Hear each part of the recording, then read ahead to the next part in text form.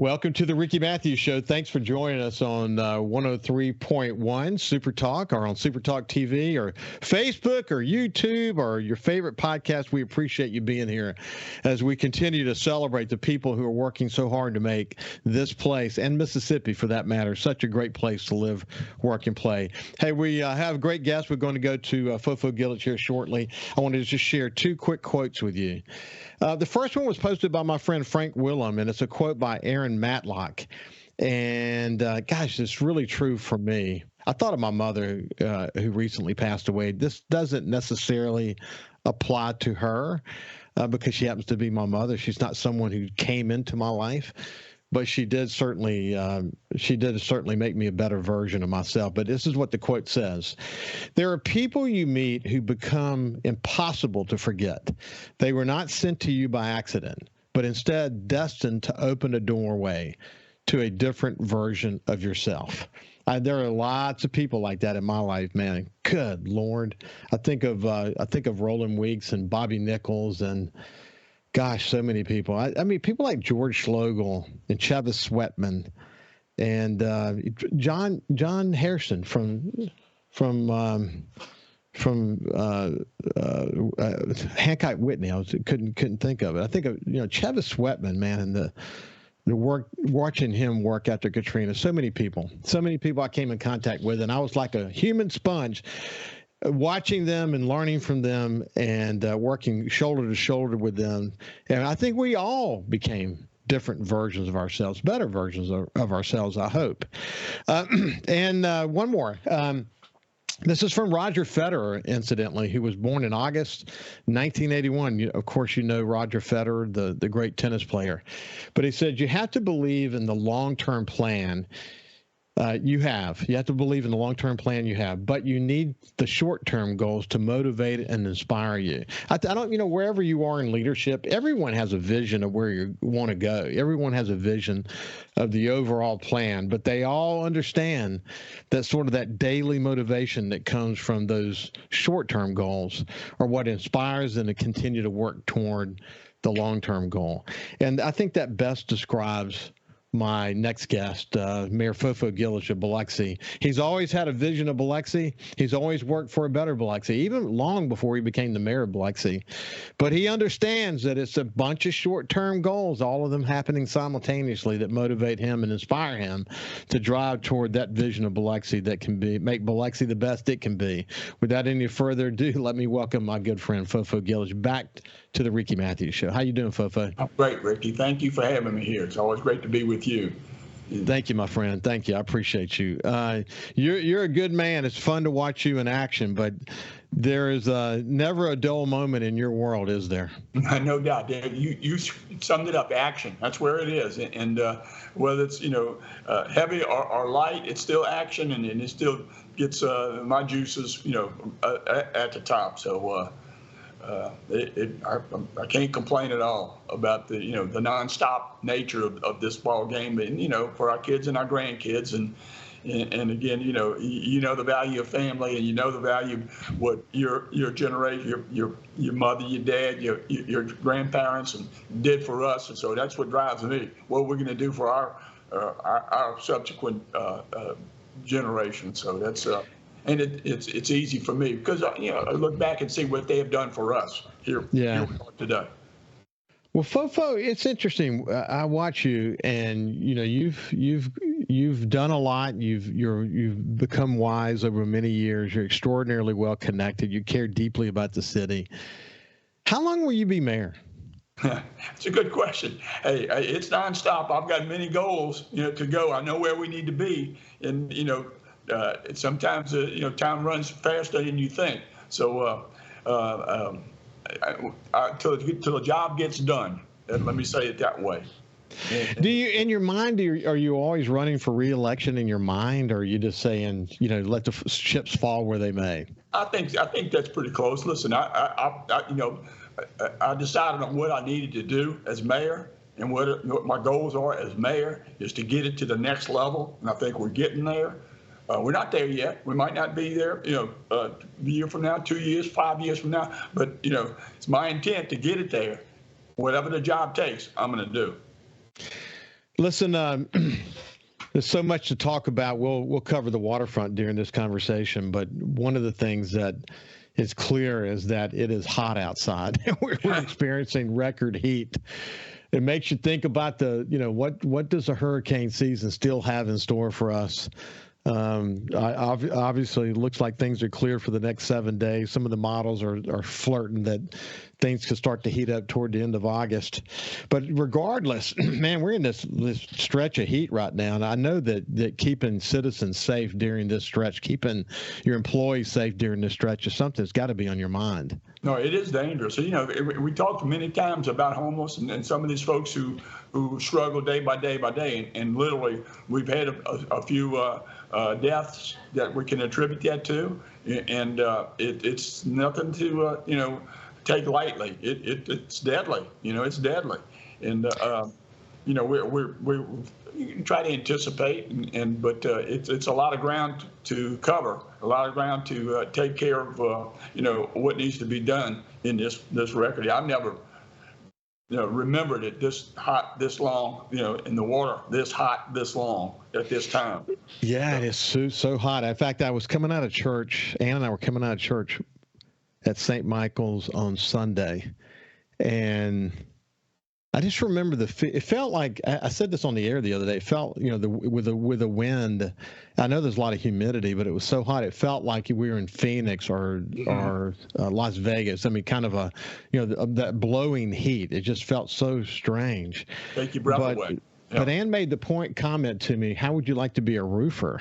You think about all these people that are working outside. Yeah. They really have to pay attention to being hydrated and so on, because this is seriously dangerous stuff we're dealing with. No doubt. I back in my years at the shipyard, that was the worst place to be as a craft worker inside those ships, either in wintertime or in summertime. It's unbearable. And you got to do what you have to do, but certainly precautions need to be taken as far as, man, don't kill yourself and it'll jump up on you. As far as, these headaches that wind up, being a major, you'll see it, you'll hear it, or feel it first, and then you better be able to take care of business. Hey, listen, one of the things I noticed, and I'll just tell people, residents of Biloxi, in fact, you don't have to be a resident of Biloxi to take advantage of this, but you could go to the City of Biloxi Facebook page. And first of all, they just do a good job of sort of letting you know what the latest is. And if you go toggle down a little bit, this is the same thing true on their website, the City of Biloxi website, is you'll see some heat precautions, things you ought to take into consideration when you get out in the heat, but be very aware. As far as the hurricane season is concerned, when you look at the heat content, ocean heat content of the Gulf of Mexico, man, it's scary. I remember we were out toward the end of May, April, June offshore, and the water temperatures offshore were some of the hottest I've ever seen for this time of year. And now, they're saying some record heat content out there. Let's just hope a gathering storm doesn't make it into the Gulf of Mexico this year. No doubt. We pray for that. No question. He's talking about derail, progress, and we don't need that. Last couple of years, derail, opportunities, and we seem to come through that in a pretty good situation. So we don't need another twist and turn. So we just it's not a matter of if, it's a matter of when. And I think one of the beautiful things that has happened all along the coast, especially in places like Biloxi, is rebuilding the infrastructure, rebuilding in ways that will enable us to be more resilient. It's not going to be easier, but It's going to be easier than it was after Katrina. We're in a much better position today to rebuild and to be more resilient than we've ever been, aren't we? Oh, no doubt. You look back at the infrastructure, probably $350 million or so of Katrina rebuilding, which is everything that went underwater was replaced, and that's deep sewer, storm drain, water, and just those connections. The original sewer system in Biloxi was in 1957 with a 25-year life span. And, I got right in the middle of it in 2015. We finished a north contract. We finished a number of things on the west, but we're about $120 million left in that project. But the result is where we used to have 70, we eliminated 75 lift stations. So when you lose power and you lose the ability to move wastewater, that's a big thing. So we minimized. We went from 180 or so to 75 less than that. That is not going to let gravity be your friend, and that's what those deep projects that you see, and it disrupted everything. But guess what? We're well positioned to at least develop, look at that aspect of the. It's hard to believe, man. 18 years later, we're still rebuilding infrastructure. But man, that's what it takes. When you were the ground zero for the worst natural disaster in American history, that's what it takes, man. Yeah. And also the reality that it's also sort of an archaeological dig that you're doing as well. Hey, when we come back with the mayor of the city of Biloxi, FoFo Gilich, there's a lot to talk about, from spring break to Tidelands to MGM Park, long list of possibilities. We'll see you after this break. Welcome back to the Ricky Matthews Show. I'm my friend, the mayor of the city of Biloxi, FoFo Gilich. FoFo, I was talking about a roof on a friend of mine's house the other day, and in my mind, I'm thinking, well, it got replaced after Hurricane Katrina, so it's pretty good shape. But I'm thinking, that's 18 years ago. Roofs that were replaced after Hurricane Katrina are old now. You're right, and you look at from the insurance aspect of that thing. A 15-year-old roof has some implications as far as rating and your insurance rates. That's ongoing kind of consideration. You think it was yesterday, like we feel everything was yesterday, but it wasn't yesterday. Then you look at Zeta and look at some of the things that we're fighting right now with Zeta and FEMA, and we're trying to rebuild a lighthouse pier for $4.2 million when we have some estimates of 221,000 is what FEMA wants to give us. That's crazy. Everything is I can't rebuild my pier for $220,000, but everything is crazy with as far as the storms and what we've seen from Cristobal to Zeta, and of course think back to the mother of all storms with Katrina. Hey, listen, I'm deeply concerned about the insurance situation. I've talked about it here on the air. Frank Bordeaux is going to join me in the next few days, and we're going to spend an hour just talking more about it. But I've had numerous shows that have been dedicated to it.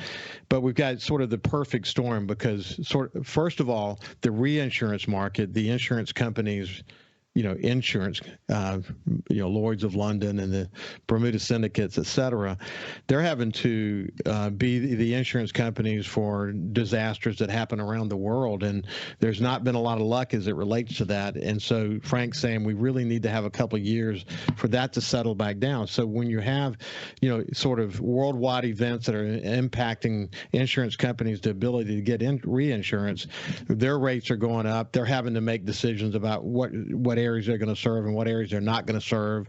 The storm that hit Florida last year weighs into that. Florida is a darn disaster already in the making as we speak. So we've got some insurance carriers pulling out, rates that are skyrocketing, people being required to do things. You mentioned the roof. That's a big consideration for people when they're dealing with getting insurance. And then on top of that, you got let me jump in before I forget about it, because I had that same conversation with Frank when it comes to city of Biloxi and something. But the war in Russia has a lot to do with what Lloyd's in London had to choke down. So if you think about all the planes that were insured, in fact, by Lloyd's of London, they're passing that loss. And that worldwide situation impacts you and me. And it has, and it had in the city. I'm telling you, a pretty good, almost 100% increase in property, insurance premiums. But it's not just storms; it's everything. Yeah, no, I agree. You're exactly right. And then on top of that, we have the FEMA National Flood Insurance Program 2.0. And the way they're, let me give you my example as an example. So, when we lived next door, we survived Katrina, thank God, had 10-foot waves hitting our house. But when we built here next door, we built 5.1 feet above the ABFE requirement. So in fact, we don't actually need flood insurance based on where the house is sitting. Built on one level, we built a chain wall. We put 150 loads of dirt in there. It was really expensive what we did, so that we could have the house all on one level. and 5.1 feet above the ABFE. What the new National Flood Insurance Program does is they take the lowest point of your property and they subtract it from the highest point of your property, which for me is 10.9. But we built over 20 feet above sea level, but they count us at 10.9, and so it will go from $600-700 a year to over $4,000 a year, which is the target number. Now, 18% a year, you know how that works. But if you're a new homeowner, you don't get stair step. You go straight into the actuarially sound rate. This is a disaster in the making for every coastal community of America. And meanwhile, we're having all these divided conversations on the national level. We're not really focused on solving problems. But when you combine the flood insurance issue with the homeowner insurance issue, that is a perfect storm hitting coastal Mississippi right now, isn't it? It's a big deal, and it is a big deal. And you think of all the coastal states and so forth, and it's depressing, really. As you get older, so goodness gracious, when is this going to stop? And I don't have the answer. I know. Yeah. We define the problem. Frank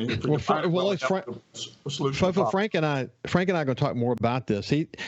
Before any sort of catastrophic insurance coverage that would be federal in nature was fought by insurance companies.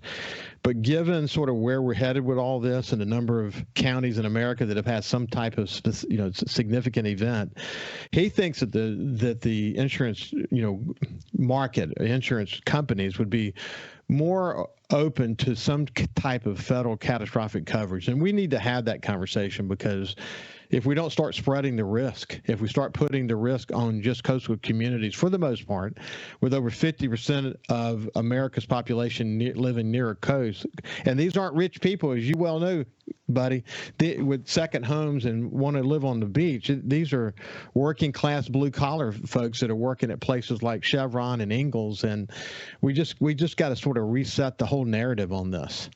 Right, it's complex, and when you solve part of a problem, it creates another problem, and are you net better off or not? So I mean that's the complexity of things, and you really need to study it and make the assessment and the analysis and say this seems to be, because conditions can change, and what seemed to be months ago might not be. Right. I can't agree more. So let's shift gears. There's been this ongoing disagreement between you and the Secretary of State as it relates to tidelands. Why don't you kind of sum that up for people? Well, I'm a reasonable person. I use reason, okay? And I look at where things are done and why things are done. First of all, we're the only place that pays tidelands anyhow. No reservoirs, no riverfront, okay? And most of it, 85% of the 10 million or so that's generated for the state of Mississippi and the Secretary of State to do the things that they say that they do, as well as DMR. Most of that 10 million, or plus, I don't know what the current numbers are, but 80-something%, 84%, I think, is generated by, tideland leases in the city of Biloxi, okay? And just give me a figure that I can book every year. And, it changes, and it's at the whim of no logic. X leads to Y to Z and so forth. If we had some sort of thing, I could live with that. Some sort of reasonable approach to a fair distribution. The same thing with gaming revenue. The same thing, hey, if we're generating more money in business, you can, your salesmen make you more money, right? Okay, we're trying to sell this thing. Don't be afraid to grease the, to actually give some incentive. Hey, you give me a little, I'll parlay it. I'll make you more money. I can't seem to get that across to anybody with some, a reasonable position who's had, to build and sustain things. And I'm just saying business approach, but hey, just give me my fair shot, a reasonable distribution of those tidelands, which in effect now, back when gaming had to be over the water, and that water was, in the opinion, the bottom land belonged to the state of Mississippi, and it was a fair, if you ask, a person who wanted to build something over the water for 100, 200,000 square feet, there would be some lease or some compensation. That makes sense. But now what? You don't have to do. You just got to be 800 feet from the water, which is not, if you want expansion, we developed a waterfront that, 55 miles of waterfront where gaming could take place. And, I think, the in business competition and free market designates where it needs to be. And we've been very successful. Biloxi's been very successful in the gaming market and the hotel market and those kinds of things. So I'm just taking a position that, and I'm not going to change that position. I think we need to be considered in a little different light now. Hey, so your thought is that it's reasonable that casinos should have to pay a Tidelands lease. That's just sort of where you are. So what's the natural, beyond casinos, and I get the notion of if you're not on the water, it shouldn't be a lease. Well, there's not on the water. There's something called an in lieu, which means in place of, right? So there's no need to have an in lieu, I'm going to say like Scarlet Pearl. They don't have the need to put anything over the water. They're located within that water, but they still pay a lease to the Tidelands, okay? Yeah. The same thing with the Palace and some of these other ones. They pay a Tidelands in lieu lease. You're not leasing the bottom land. You just providing that, and that did change the world as far as after Katrina to go within 800 feet of the. But hey, I'm not arguing about that. That component. Hey, let's do this. We're coming to the end of the segment. This is FoFo Gilich from Biloxi. When we get on the other side, we'll talk about how the Tideland lease has been extended beyond casinos and what some of the problems there are related to that. We'll see you on the other side. Welcome back to the Ricky Matthews Show. I have my friend, the mayor of the city of Biloxi, FoFo Gilich. And, one of the points you just made a few minutes ago was that, let's say you were to build a restaurant over the water at the reservoir. Are you going to pay a Tidelands lease there? Absolutely. You have to negotiate that situation. You're using something over the water, the bottom lands, and that would definitely be. I think the schooner piers, for the Biloxi Seafood Industry Museum, that's a requirement. I think some of the high and dry dockage that would be required.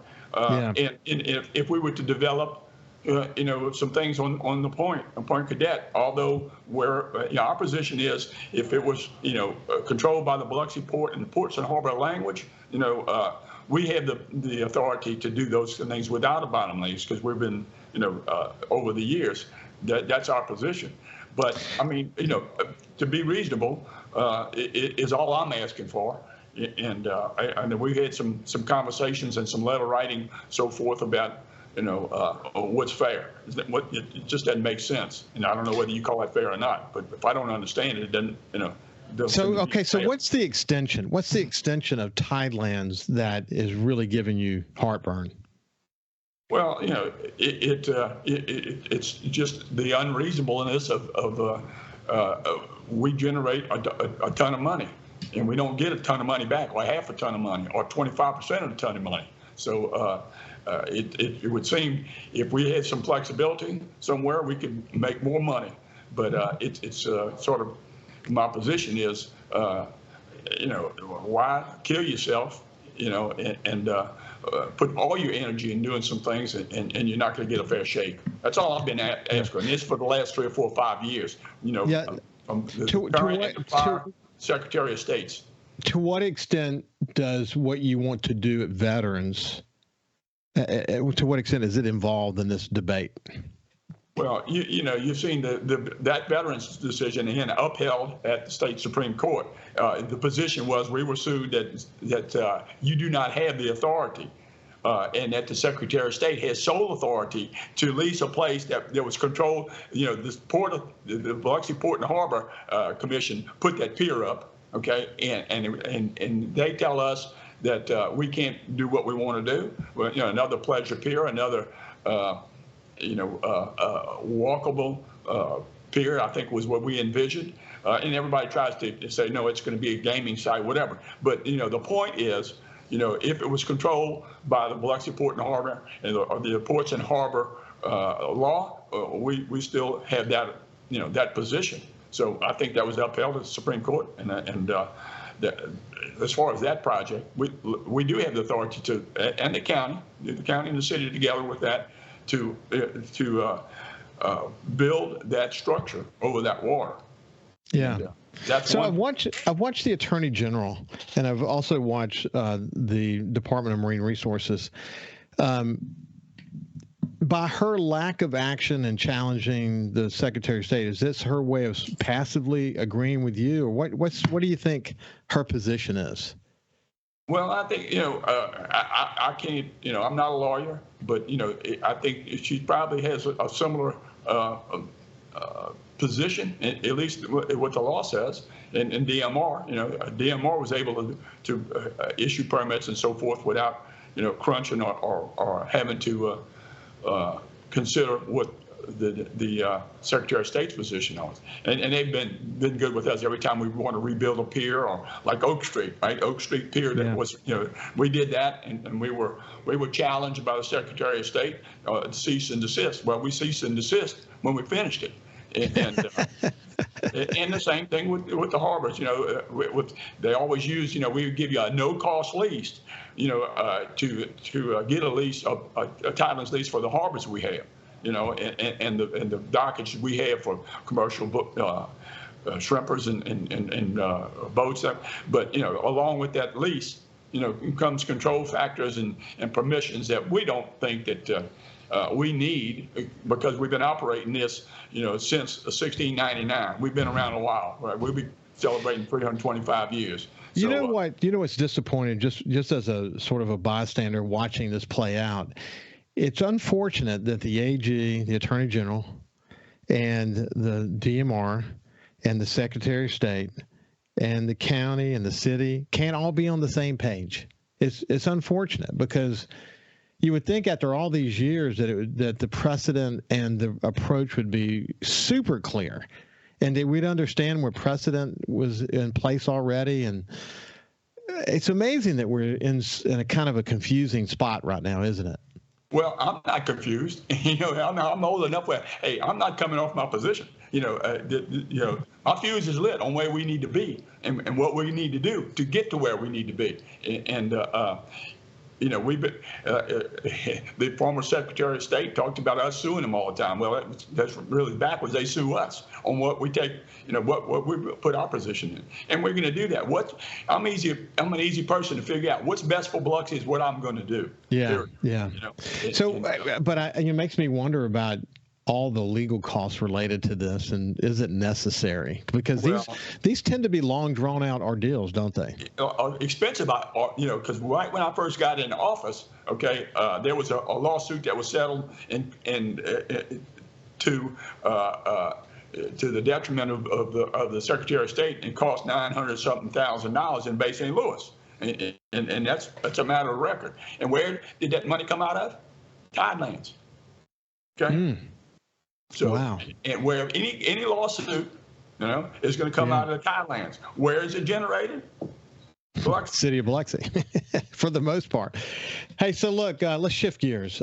Spring break was a big issue for us.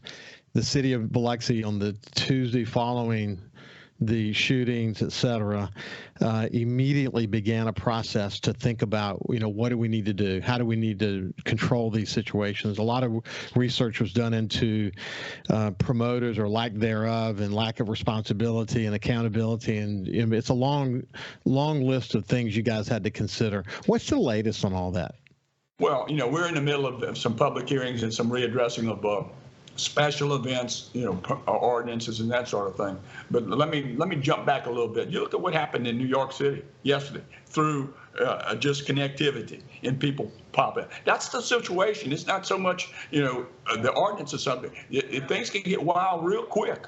And with the gunplay and the loss of life, and the loss of life we've seen, across even our part of the Gulf Coast, it's really terrifying, and one little twist and turn will be deadly for your family and the future of your community with just some out of control situation.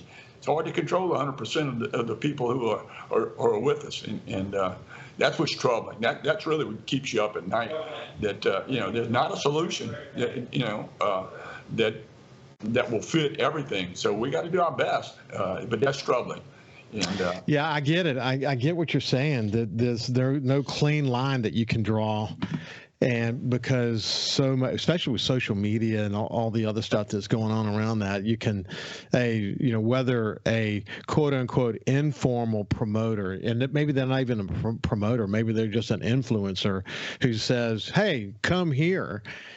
Then suddenly you got an issue, whether ordinances allow it or not. You've got this impromptu gathering that suddenly becomes a problem, and that may sort of be the way of the world. I mean, but at the same time, what you're focused on, and I get it. I've watched you guys carefully, is putting our ordinances in place that say certain things will be tolerated and certain things will not be tolerated, and you got to man up for those potential situations and be ready to deal with it. But gosh, it's not clean in any way you look at it, is it? It's plenty gray, not black and white either way, and it's got to be gray, and it's got to be gray enough to do the things that need to be done for our betterment, for the community, and we're prepared to do that. Now again, we've got a great staff, and chief of police and fire department, and we're trying to do everything that is is within reason, and so, but the step is to go through the public commenting period, consider that feedback, and then finalize whatever that plan is going to be. Right. And we reached out to Panama City and Miami, and they've each of our folks involved with the crafting of what needs to be done, for the whole year, not just one event. You can have some challenges in Mardi Gras. You can have some challenges in cruising the coast. We've been fortunate enough that never, a few accidents and a few things, but nothing, the gunplay would bothers me, and that's just too dangerous. And we've had, thank goodness, we've had just a few incidents, up and down, not part of any special event, but it's scary. It's scary. I think the key is having, in the case of cruising, you've got a centralized promoter that's working extraordinarily hard to coordinate with all the cities and municipalities, et cetera.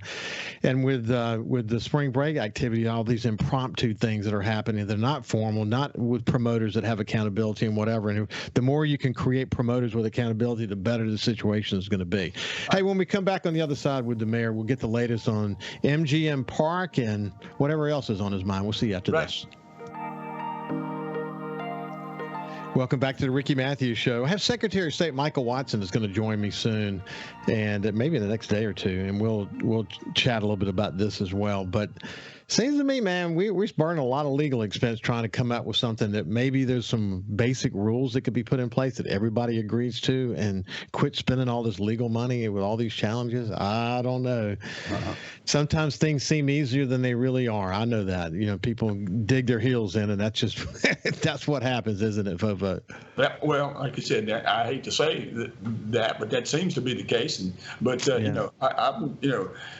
not. I'm not digging my heels in. I just crafted a position that seems logical to me and other people around me. What we got to do. We've got to. I get it. Hey, listen, MGM Park, since it was built, I know that AJ had visions of special events there and all this stuff. There was a special relationship with the Bow. Recently, the parking lot's going to fall back to the city. You have the opportunity to do naming rights, et cetera. What's the latest on MGM Park? It's interesting you should bring it up right at this point, because I think that reaching out, I know there was an amphitheater kind of approach to performances and not, after the season, and these conversations with the new owners, is a little bit better position in what the Major League Baseball's conditions and so forth to do things, over that field. And I think they're being a little bit more creative in what are the possibilities, because it's it could be a year-round facility and not just 70 games. And, we just got to be reasonable. I know there's some action as far as landing a few Sun Belt tournament or something, so forth, I think in 25 or 26. And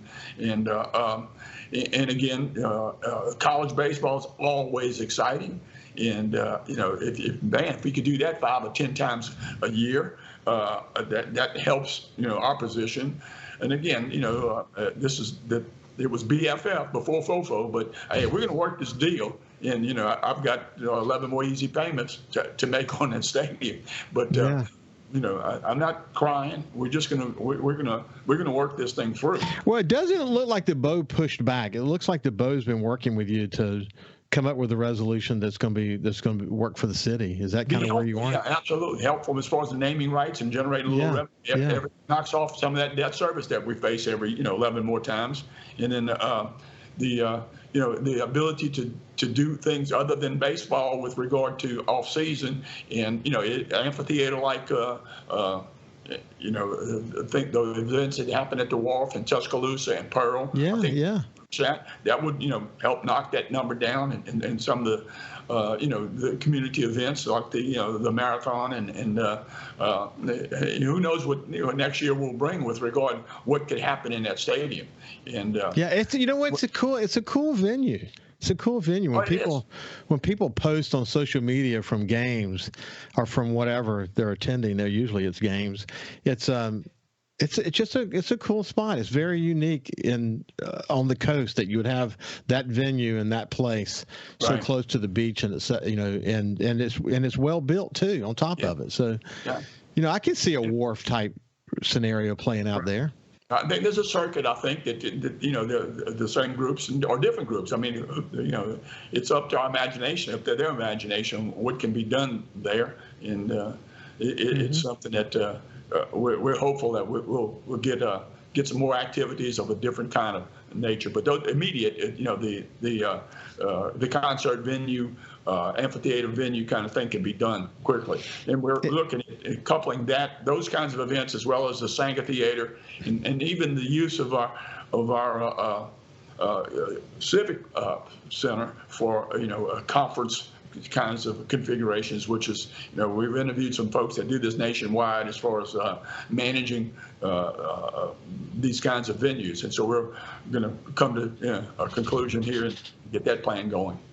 Hey, listen, I had Bart Luther on recently from Biloxi Bicycle Works. It's this cool little community of people. And they're doing these bike rides through downtown, and had a guy from Sweden with them recently. People just, who come in from all over the world come there, and then they want to go for a bike ride. And, these people who are visiting, they're blown away by the murals around Biloxi. They want to see more of those murals as they ride around and whatever. But, that's a cool sort of evolution of Biloxi, isn't it? It is, and he talked about an event that they had on the fishing bridge, right there by the palace, and they had 100 or so bikers on a Friday night and doing the things that they do. But no, it is sort of a good thing to watch them. Of course, we got a couple policemen on the bicycles too, so that's kind of cool, Yeah.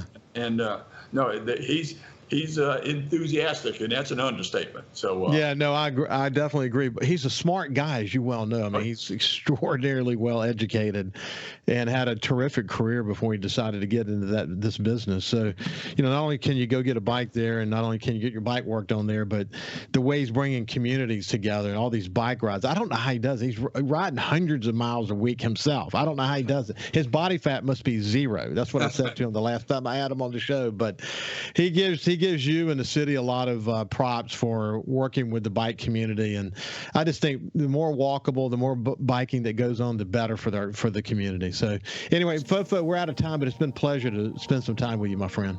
Thank you, man. I appreciate it. And like I said, we're trying to keep Biloxi safe, friendly, and beautiful. And I know you are. You got that vision, man. It always helps to have a great vision. Hey, listen, it's been great to spend some time with FoFo Gilich. Have a great day, and we will see you tomorrow.